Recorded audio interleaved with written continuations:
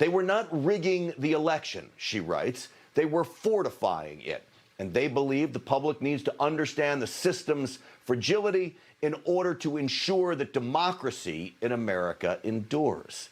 But reading her piece, it sure seems like they rigged it. Now, this wasn't about protecting democracy, but about knocking out Trump using any means necessary.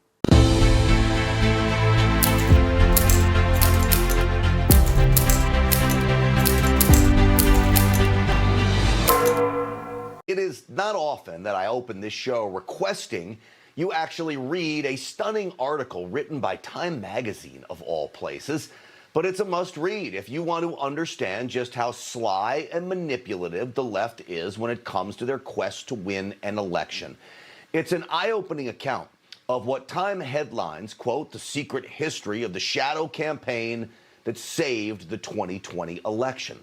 The author, Molly Ball, uses the piece to gloat about how a small group of Democrat mastermind political strategists exploited our fragile election system and won.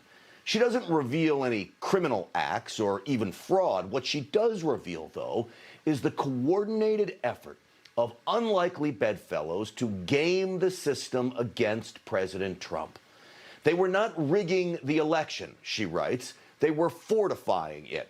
And they believe the public needs to understand the system's fragility in order to ensure that democracy in America endures. The article written by Nancy Pelosi biographer Molly Ball describes this effort as, quote, a well-funded cabal of powerful people working together behind the scenes to influence perceptions, change rules and laws, steer media coverage, and control the flow of information. They were not rigging the election, they were fortifying it. They believe the public needs to understand the system's fragility in order to ensure that democracy in America endures. Well, as you can see, Ms. Ball, she wants to kind of cast these shadowy leftists as heroes of democracy. Well, indeed, one of the umbrella groups involved called itself the Democracy Defense Coalition. Yeah, it's kind of catchy, right? But that's not what they were up to. Now, this wasn't about protecting democracy, but about knocking out Trump using any means necessary. In the end, Molly Ball unknowingly made it clear. The deep state extends far beyond Washington. You can find its members in big tech, the media, and the C-suites of America's largest companies. Her piece is an accidental expose. She writes about the U.S. Chamber of Commerce teaming up with the AFL-CIO to work with the Democrat Party machine. Titans of industry teaming up with big labor.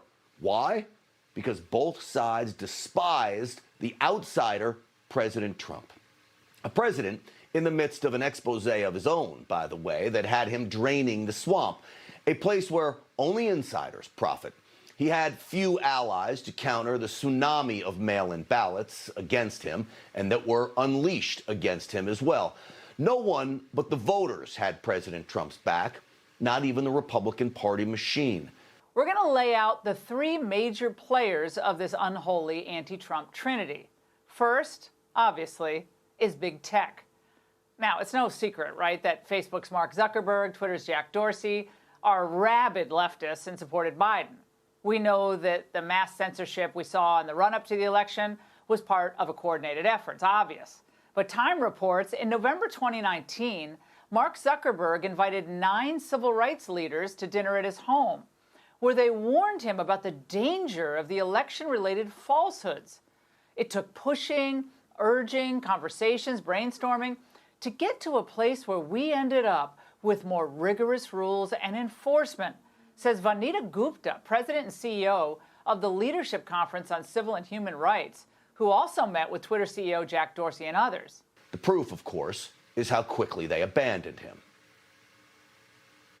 But I do believe that it's important for us, as Republicans in particular, to point out that the big lie is simply that, a lie. That Joe Biden won the election fair and square. There's been a constant effort by people from the president's legal team to provide misinformation, to distort the facts. The mob was fed lies. They were provoked by the president. You see it right there. They turn their backs on him.